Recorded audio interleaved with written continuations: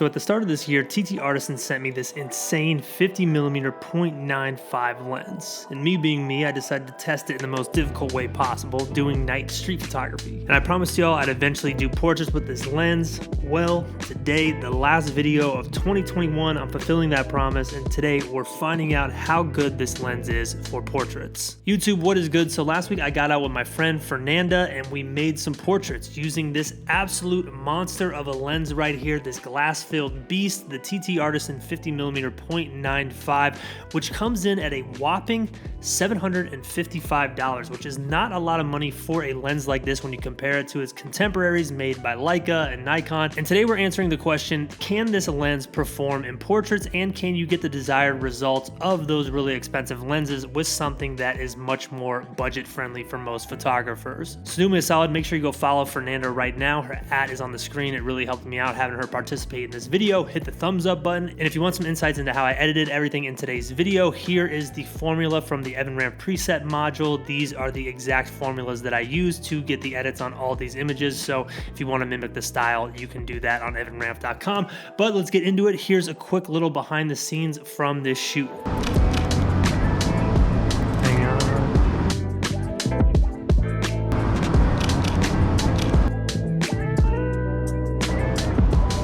Yeah, perfect.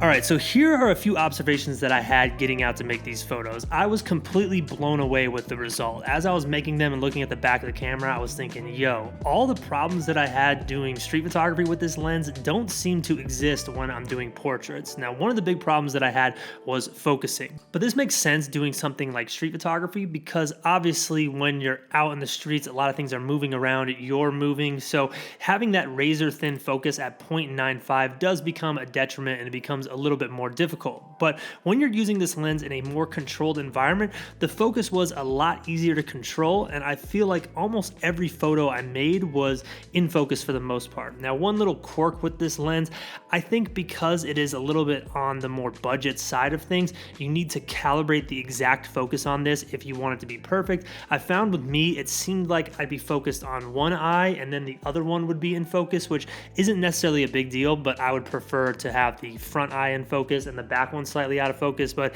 you know, to each his own. That's a little quirk that you're gonna have to work around. And if you've ever worked with models before, you know, typically they'll listen for the camera click and then they'll move poses. That's what a lot of people do, you know, one look, camera clicks, move to another look. It's kind of like a reset thing. All I did doing portraits was I mentioned to her that, hey, this lens is a little bit different than ones I normally use. It's not autofocus, so wait till you hear 3 clicks before you move your pose. And this allowed me to kind of compensate for my body, maybe swaying a little bit as I breathed or anything like that. And it seemed to work really well. So if you're in a situation using this and you have it stopped down to like 0.95, 1.1, 1.2, something like that, just tell your model, hey, I'm having to manually focus this, and explain it to them, and it shouldn't be that big of a problem. But obviously it was at the beginning when she's, you know, moving between each shot. I kept having to refocus, but once we figured that piece out, everything went great. Another issue that I had with this lens when I was doing street photography was some of the softness that came when I had the lens stopped down to, you know, 0.12, 0.095. And the thing is, for me personally, this is a matter of personal preference, I actually like the look of a softer portrait, especially shooting on digital, high megapixel camera like the Leica SL2. There's a tendency for certain lenses to look almost hyper digital, and for me, that's not the style I was going for with these. So actually the softness on this lens that you get having it opened up wide kind of helped the portraits, in my opinion. Now, once again, that's a matter of personal preference. You might be someone who loves tack sharp portraits, and if that's the case, I would recommend moving this thing up to something like f4. When we were testing the lens more at like f4 and f5, when she was sitting by that fence and standing against the wall, the results were crispy. I mean, they looked great.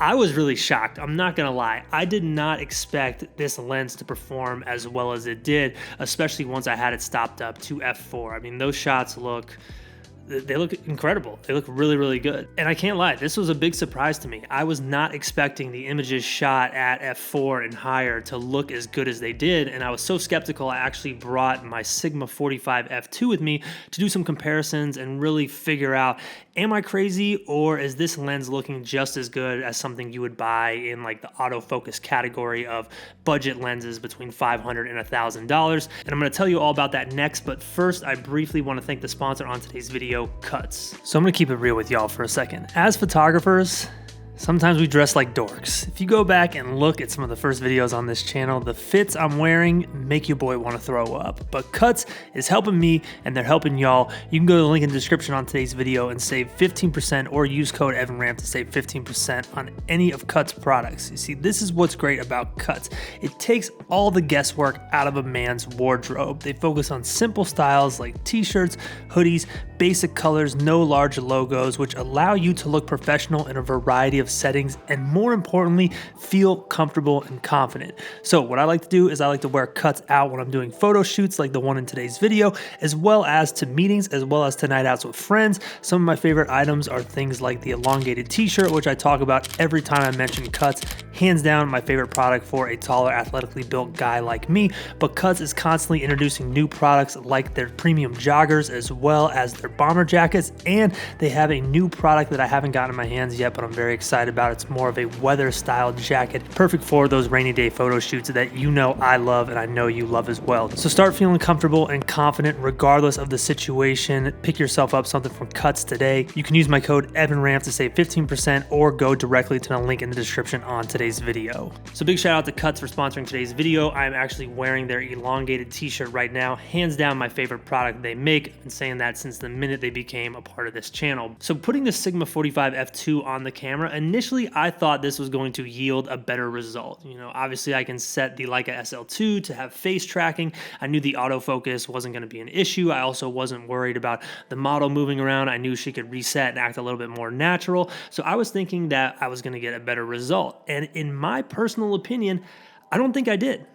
I actually think these photos have that issue that I was talking about that happens sometimes with digital cameras, especially with less expensive lenses. The photos feel kind of flat, they feel overly digital, and I think that these have more of a look to them, especially a more classic portrait look. So with this lens, I wanted to test one more thing with it. I wanted to do basically an in the dark shoot, something super low light, backlit, very unideal lighting conditions, and once again, it performed amazingly. Now, these photos are a prime example of the ridiculous bokeh you can get with this lens. We've seen that in some of the earlier examples, but with this, we have the city background, so you're really getting those nice little glowy balls and all that stuff that happens when you shoot a city as your backdrop.